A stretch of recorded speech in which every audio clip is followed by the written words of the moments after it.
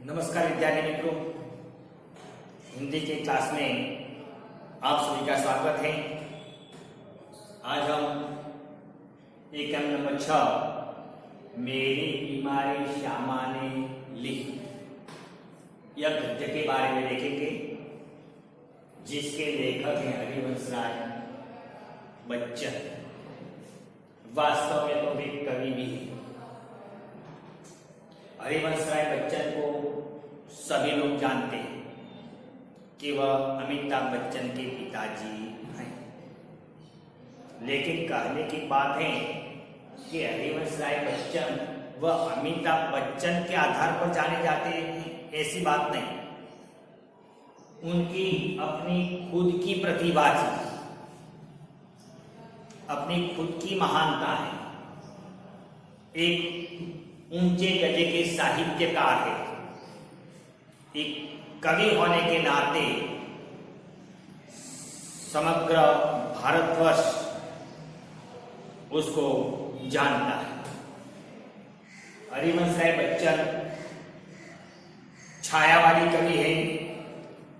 हिंदी साहित्य में हरिवंश बच्चन का नाम उनकी एक कृति जो मधुशाला है, वह मधुशाला कृति के आधार पर बच्चन जी आज हमारे बीच में नहीं है, लेकिन फिर भी वे अमर हो गए हैं। उन्होंने विपुल मात्रा में साहित्य सर्जन भी किया, सिर्फ काव्य संग्रह ही नहीं, लेकिन साहित्य के अंदर भी उसने विपुल मात्रा में सर्जन किया है। छायावाद कवियों में बच्चन जी एक विशिष्ट सर्जक है, जाने माने कवि हैं। इलाहाबाद विश्वविद्यालय में अंग्रेजी प्राध्यापक भी रह चुके हैं और दिल्ली में सरकारी सेवा भी की है। आकाशवाणी, दूरदर्शन, इसके अंदर भी हरिवंश राय बच्चन ने सेवा दी है। कैम्ब्रिज यूनिवर्सिटी में से हरिवंश राय बच्चन ने पीएचडी की उपाधि भी प्राप्त की है। मधुशाला उसकी एक उत्कृष्ट कृति है, जिसको सुनने के लिए साहित्य सम्मेलन या कवि सम्मेलन, कवि गोष्ठी के अंदर लोगों की भीड़ जमती थी। मेरी बीमारी श्यामा ने ली वह एक आत्मकथा का अंश है, जो क्या भूलूं क्या याद करूं, इसके अंदर से यह गद्य लिया गया है। मेरी बीमारी श्यामा ने ली मतलब हरिवंश राय बच्चन की जो पहली पत्नी थी, इसकी बात यह बताई है। हरिवंश राय बच्चन बीमार थे। यही बीमारी में उसकी सेवा करते करते उसकी पत्नी भी बीमार हो जाती है और वही बीमारी में वही संसार छोड़कर चली जाती है। यह दिन जब हरिवंश राय बच्चन भी बीमार थे, घर में पैसों के भी लाने पड़ते थे, और ऐसे समय हरिवंश राय बच्चन ने कैसे गुजारे, उसकी क्या स्थिति थी, वह बातें हरिवंश राय बच्चन ने खुद अपनी आत्मकथा में बताया। मित्रों, ये देखें कि आत्मकथा जो होती है वह कभी परीक्षा में पूछा जाए तो इतना ध्यान रखें कि इसके पीछे कभी मृत्यु नहीं बताना चाहिए। अगर मृत्यु बता दिया तो ये आत्मकथा हमारी गलत है। हम खुद अपने बारे में लिखते हो वैसे आत्मकथा लिखी जाती है। जैसे भिखारी के बारे में लिखा जाए, एक गांव था, वही गांव में एक भिखारी रहता था, इसी प्रकार लिखोगे तो यह गलत होगा। लेकिन खुद भिखारी बन जाना है, हम खुद भिखारी बन जाए और फिर आत्मकथा लिखे हमारे बारे में, हम दूसरों को बताएं तो ये आत्मकथा है। दूसरों के बारे में हम बताएं वह जीवन है। तो आइए देखें मेरी बीमारी श्यामा ने ली यह गद्य के अंदर हरिवंश राय बच्चन ने अपने जीवन के बारे में क्या बताया हैं। तो देखिए कि मैं अपनी बीमारी को दुलराने वालों में न था। दुलराना एक शब्द है, दुलराना, लाड़ प्यार करना।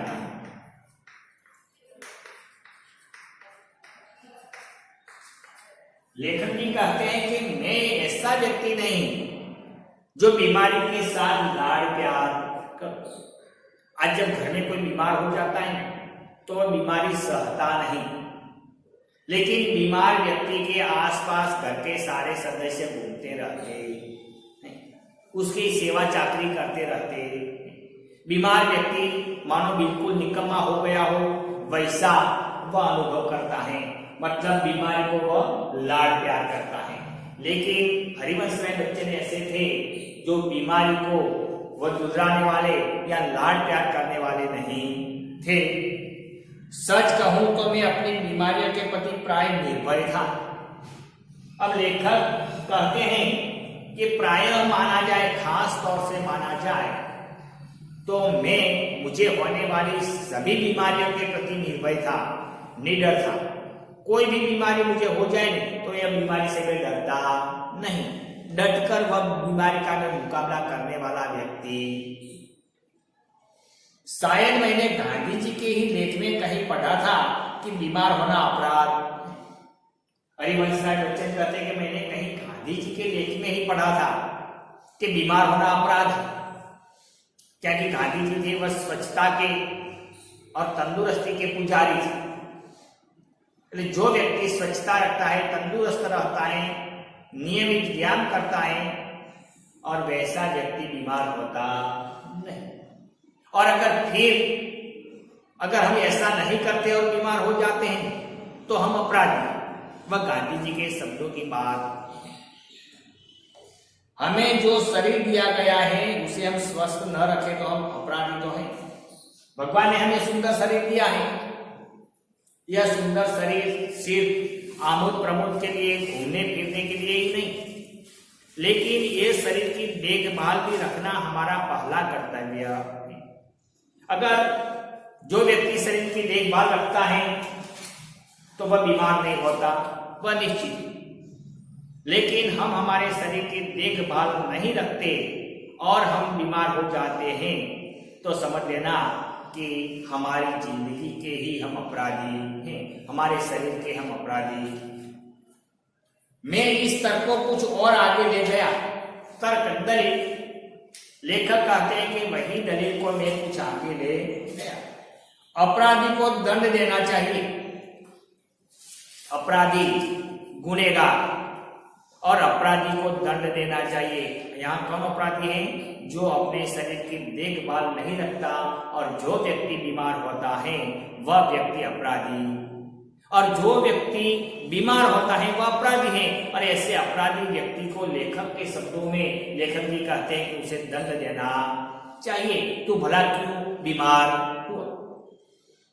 मुझे जब कभी कभी छोटी बीमारी होती, जुकाम, बुखार, खांसी, सिर दर्द, तो मैं खाट पर न लेटता। लेखक जी कहते हैं कि मुझे भी कभी कभी बीमारी हो जाती थी। एक शब्द है जुकाम, सर्दी,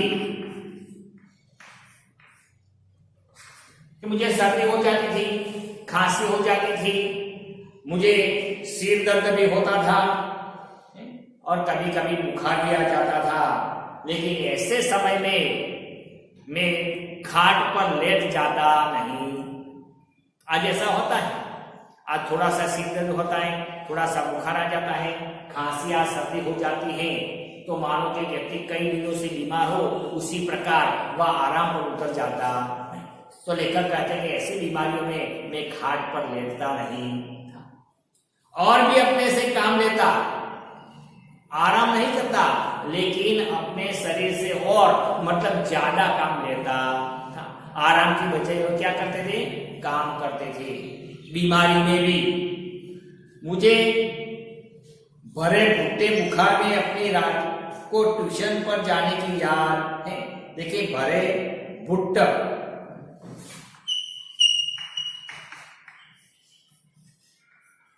क्या है? भरे भरे भुट्ट, तो ज्यादा बीमार।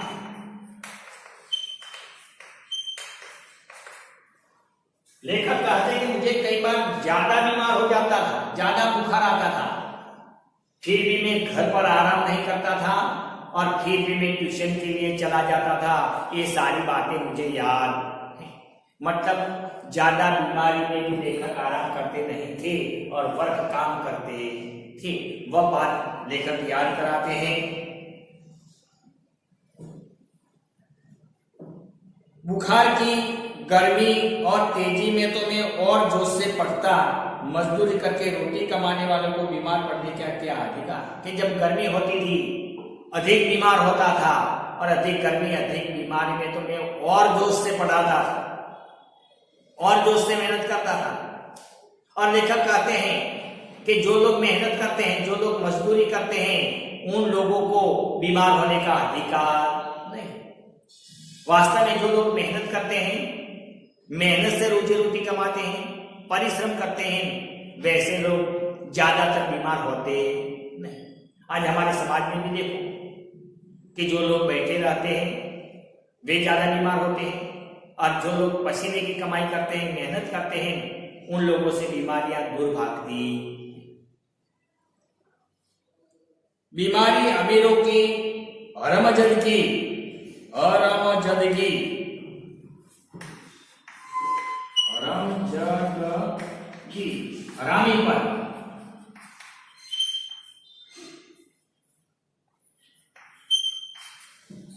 लेखक क्या बताते हैं कि बीमारी अमीरों की हरमजदगी है, कि बीमारी तो अमीरों के लिए। अमीर लोग मेहनत मजदूरी करते नहीं, बैठे रहते हैं, आराम करते रहते हैं, इसलिए कई बीमारियों का घर हो जाता है उसका शरीर। इसलिए लेखक ने यहां बताया कि बीमारी तो अमीरों के लिए। आज के अस्पतालों में देखो ने तो बीमारी के जो ज्यादा मरीज होते हैं वह अमीर होते हैं शारीरिक बीमारी में। गरीबों के उसे अपने पीछे न लगना चाहिए। पीछे डालना मतलब अपने को परेशानी में डाल देना। जो लोग मेहनत मजदूरी करते हैं, जो लोग गरीब लोग हैं, उन गरीब लोगों को बीमारी को अपने पीछे लगा देना चाहिए नहीं। लिखने में तो ऊंचा बुखार मुझे सब तरह से सहायक, प्रेरक और प्रोत्साहन करता है। लेखक कहते हैं कि कोई बार मुझे ऊंचा बुखार आ जाता है तो ये बुखार मेरी जिंदगी में बाधक नहीं डालता। वह मुझे पढ़ने में, लिखने में, पढ़ाने में वह बुखार मुझे सहायक, मददगार भी बनता है।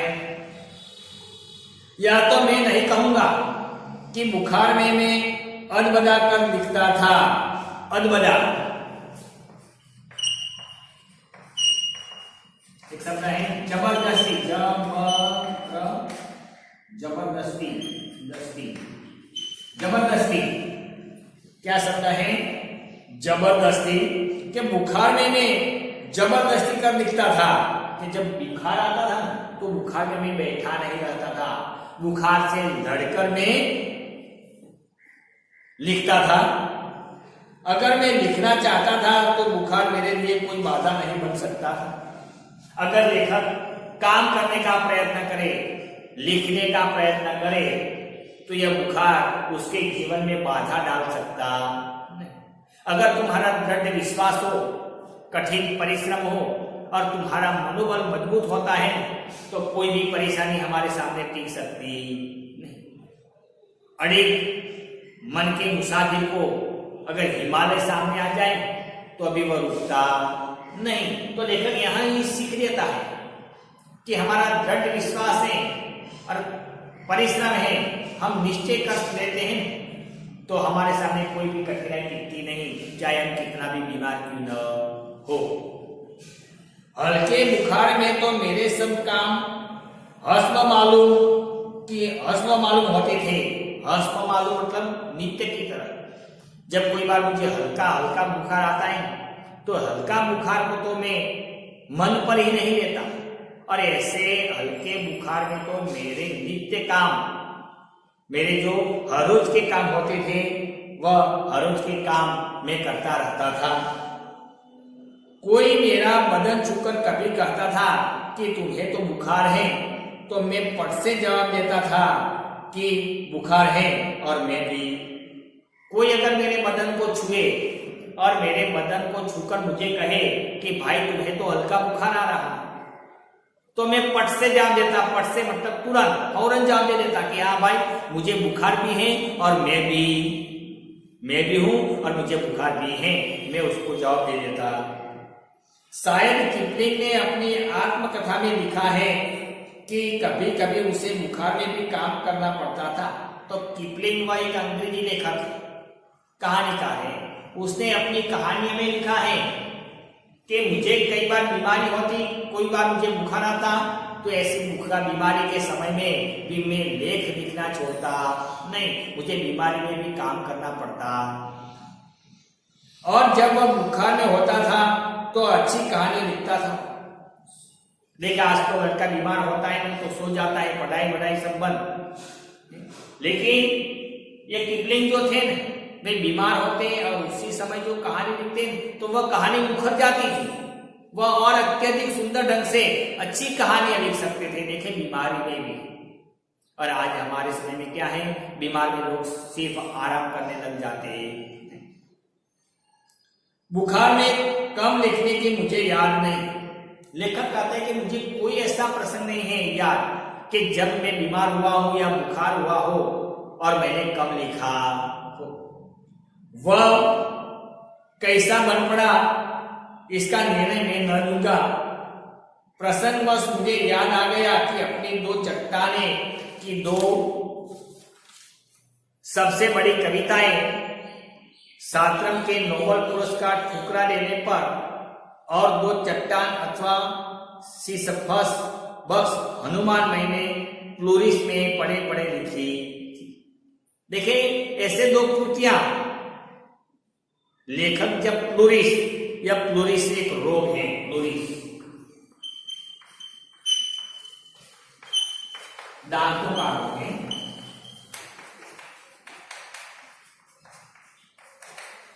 क्या है? दांतों का। और प्लूरिस कभी कभी फेफड़ों का भी रोग माना जाता है। ये दांतों का तो रोग है, लेकिन कभी कभी फेफड़ों में एक रोग है। फेफड़ों के अंदर पानी जब भर जाता है तब यह प्लूरिस होता है।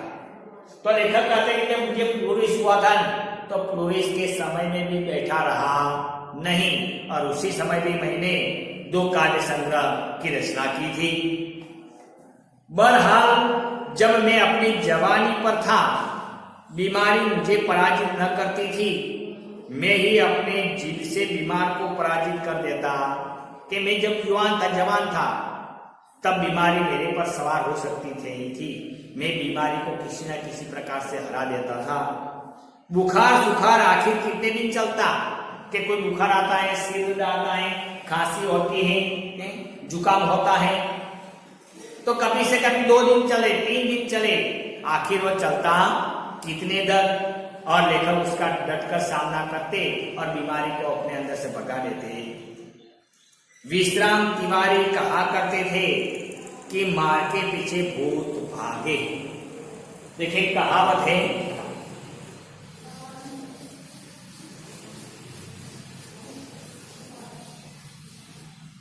देखिए मार के पीछे भूत भागे।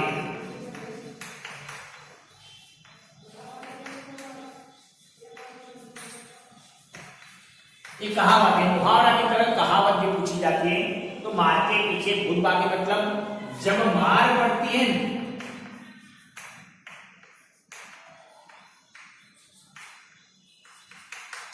तो अच्छे के होश ठिकाने आ जाते हैं। मार के पीछे भूत भागे, जब मार पड़ती है तो अच्छे अच्छे के होश ठिकाने आ जाते हैं। जब जो चोरी करता है मानता नहीं, जब पुलिस उसके पर डंडे की बौछारें बरसाता है तब यह चोर सही सही बता देता है, तो मार के पीछे भूत भागे। तो तिवारी कहते थे कि अगर बीमार हो जान तो एक बीमारी का मुकाबला करते रहे, सामना करते रहे, मेहनत करते रहे, परिश्रम करते रहे, तो बीमारी अपने आप भाग जाती। मैंने अपने प्रयोग से सिद्ध किया था कि काम के पीछे बुखार भागे, और मैंने अपने काम से सिद्ध किया कि काम करने से बुखार भाग जाता। बैठे रहने से बुखार हमारे शरीर पर हावी हो जाता है, लेकिन काम करने से यह बुखार चला जाता है। तिवारी कहते हैं कि मैंने यह, सॉरी लेखक कहते हैं कि मैंने यह बात बताई है। यह बुखार मालूम न था, इसका संबंध उस तूफान से था जो पिछले 9 महीनों से मुझे झकझोर रहा था।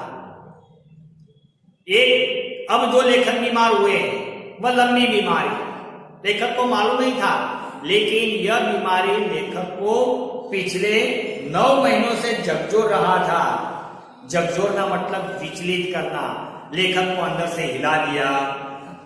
और जो शांत होने से पूर्व सबसे अधिक विध्वंस झटका मुझको दे गया, स्कूल बंद था।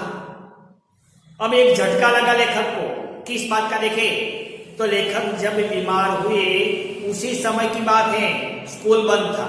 क्या कि लेखक प्राध्यापक थे, इसलिए स्कूल बंद था। ट्यूशनों में ट्यूशनों में जाता था, उनकी आमदनी की मुझे जरूरत थी। अब ट्यूशन करते थे लेखक, क्या कि स्कूलें बंद थी इसलिए पैसे नहीं मिलते थे,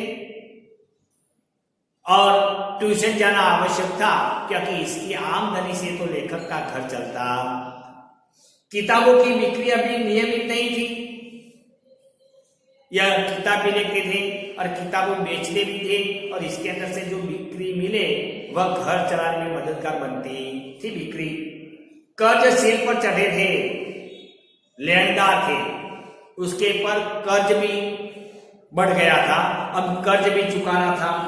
बुखार 10 दिन चला, 20 दिन चला, महीने भर चला, 2 महीने चला, जुलाई आ गई।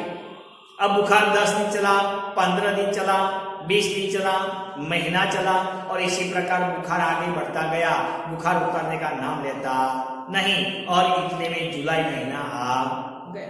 अब बुखार के साथ ट्यूशन पर भी जाना न होता, दिन भर स्कूल में पढ़ाना भी पड़ता, क्या कि जुलाई महीना होता है, जुलाई महीने में स्कूल शुरू होती।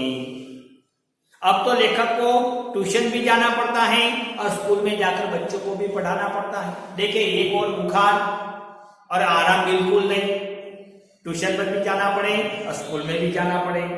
बुखार का नमूना वही, और बुखार भी कैसा था देखे, सुबह बिल्कुल नहीं और शाम को 101 से 102 डिग्री के भी बुखार भी सुबह में ना हो, और शाम को यह बुखार माप दिया जाए तो 101 से 102 डिग्री तक यह बुखार लेखक पर चढ़ जाता।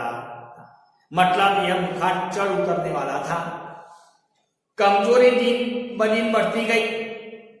अब बुखार होने के लिए, बीमार होने के लिए काम भी करते थे, और बीमारी में खाना ठीक तरह से अच्छा लगता नहीं, इसलिए खाना भी कम हो गया था, जिसके कारण हरिवंश राय बच्चन की कमजोरी दिन ब दिन बढ़ती गई। कभी कभी धीमी खांसी, देखिए कभी कभी क्या आती है, धीमी धीमी खांसी। दवा शौकिया दवा बांटू एक होम्योपैथी कर रहा था। होम्योपैथी मतलब जो ये आयुर्वेदिक दवाएं होती हैं, वह आयुर्वेदिक दवा करने वाला वह होम्योपैथिक होता है। तो वह होम्योपैथिक डॉक्टर था, वह लेखक की दवाइयां कर रहा। कभी कभी सोचता, क्या मुझे तपेदिक हो गया है? तपेदिक शायद गुजराती में होते टीवी। लेखक कभी कभी सोचते थे कि क्या मुझे तपेदिक हो गया है। हो गया तो एलोपैथी का इलाज तो अपने बूते के बाहर है। एलोपैथी दवा कि जो आज डॉक्टर के पास जाते हैं और डॉक्टर हमें दवाइयां देता है, वह एलोपैथी दवा। एलोपैथी दवा होती है वो तुरंत असर करती है और होम्योपैथिक दवा है वह असर करने में देर लगता है। इसलिए आजकल के लोग होते हैं वो होम्योपैथी दवा लेने से वजह ज्यादा से ज्यादा दवा लेते हैं, हम एलोपैथी दवा लेते हैं क्योंकि इसके अंदर तुरंत राहत मिलती है, लेकिन वह क्या होती है, महंगी होती है। इसलिए लेखक के पास पैसे नहीं थे ज्यादा, इसलिए एलोपैथी दवा करने में वह उसके बूते के बाहर, मतलब उसके हद से बाहर थी। क्या उस समय मेरी जीवा पर सरस्वती बैठी थी जब मैंने कहा था कि श्यामा का बुखार मैं लेने जा रहा? जीभ पर सरस्वती बैठना, बात सच्ची साबित होना। लेखक ने शायद कहा होगा कि श्यामा की बीमारी मुझे मिल जाए, और वह बात शायद सच्ची भी पड़ी हो और लेखक बीमार हो गए। बैठे हो तो कितना अच्छा है। यहां बात बताइए कि लेखक की पत्नी चली गई और इसके बाद लेखक अपनी आत्मकथा लिख रहे हैं। क्या मैं बीमार हूं इसलिए श्यामा स्वस्थ है? लेखक कहते हैं कि वास्तव में श्यामा भी बीमार है, लेकिन क्या मैं बीमार हूं इसलिए श्यामा स्वस्थ है? इसका मतलब कि स्त्री होती है वह अपनी बीमारी पति के सामने रजू करती नहीं ताकि पति चिंतित हो जाए, परिवार वाले दुखी हो जाए, वैसी बात स्त्री मानती नहीं। इसलिए वह भी बीमार है लेकिन फिर भी वह पति को बताती नहीं। जिसने पिछले 6 वर्षों से इन महीनों में ज्वार मुक्ति नहीं जानी। देखिए ज्वार एक शब्द है, ज्वार, ज्वार का है भाटा। ज्वार भरती और भाटा मतलब ओट। समुद्र में जो भरती आती है, पानी बाहर निकलता है, उसको ज्वार बोलते हैं, अंदर खींचते हैं उसको भाटा बोलते हैं। ज्वार और तो पिछले 6, 7, 9 महीनों से वह बीमार है। उसने यह बीमारी का मुक्ति उसने नहीं जानी, पर श्यामा को मेरी बीमारी भीतर ही भीतर खाई जा रही थी। श्यामा खुद बीमार है लेकिन ये बीमारी की उसे चिंता नहीं, लेकिन मेरी बीमारी श्यामा को अंदर से खा रही थी। मतलब मेरे बारे में श्यामा बहुत चिंतित थी। देखिए एक पतिव्रता स्त्री का धर्म है, वह पति के दुखे दुखी और पति के सुखे सुखी बनती। तो श्यामा खुद बीमार है, अपनी बीमारी की चिंता नहीं, लेकिन अपने पति की बीमारी उसे खाई जा रही थी। उसने अपने इच्छा बल से जैसे अपने को स्वस्थ कर लिया था कि वह भी कहीं मेरी चिंता न बन जाए। वह सोचती थी कि मैं बीमार हूं और मेरी बीमारी अगर मेरे पति को पता चल जाएगा तो पति बीमार तो है और फिर और ज्यादा चिंतित हो जाएंगे। इसलिए श्यामा अपनी बीमारी बाहर से दिखने देती नहीं। इसके अतिरिक्त मेरी बीमारी का शायद किसी को पता न, और इसके अतिरिक्त लेखक कहते हैं कि मेरी बीमारी का शायद किसी को पता भी नहीं था कि मैं बीमार हूं या नहीं, क्योंकि बीमारी के वक्त पर भी मैं लिखता था, पढ़ाई भी करता था, ट्यूशन भी करता था और स्कूल में भी जाता था। इसलिए मेरे अलावा कोई जानता नहीं था कि लेखक बीमार है, क्योंकि सारे काम तो मैंने सामान्य रूप से किए जा था। गर्मी में तो सभी थोड़े बहुत दुबले हो जाते हैं, गर्मी होती है तो गर्मी में तो खाना हम कम खाते हैं, तो ज्यादा से ज्यादा लोग दुबले पतले हो जाते हैं। इसलिए सब लोग तो ऐसे मानते थे कि लेखक भी इसी के वजह से कमजोर लगते। एक दिन उसने मुझे कहा कि मैं डॉक्टर बीके मुखर्जी से अपनी परीक्षा कराऊं। मैंने टालम टूल की तो उसने ब्रह्मास्त्र छोड़। एक दिन उसने कहा कि तुम जाओ बीके मुखर्जी के पास जाकर तुम अपनी जांच कराओ कि तुम्हें क्या बीमारी। लेकिन लेखक कहते हैं कि मैं उसकी बात को टालम टोल करता था, टाल देता था, क्योंकि डॉक्टर के पास जाएंगे तो डॉक्टर फीस लेगा, दवाइयां देगा और उतने पैसे तो हमारे पास नहीं है। इसलिए आर्थिक स्थिति के कारण लेखक डॉक्टर के पास जाने से टालम टोल करते थे। मैं जब तक अपने को डॉक्टर को न दिखाऊं वह खाना नहीं खाएगी। ब्रह्मास्त्र मानना ही था। डॉक्टर मुखर्जी को भय था, पर क्षय का आक्रमण हुआ था। उस स्त्री ने ब्रह्मास्त्र चला दिया था कि अगर जो तुम डॉक्टर के पास नहीं जाओगे तो मैं खाना खाऊंगा नहीं। वह प्रण लेकर बैठी थी, इसलिए एन के प्रकार से लेखक को डॉक्टर पे जाने की तैयारी की। तो मित्रों, यहां तक ये रकम रखते हैं, अगली बार हम दूसरे क्लास में देखेंगे। Thank you.